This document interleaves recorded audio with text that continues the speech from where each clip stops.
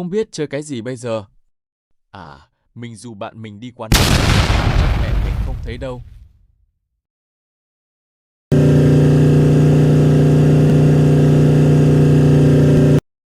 Ê, tao rủ mày đi quán net không?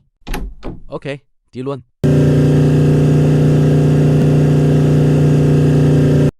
Vô trong đi. Ok.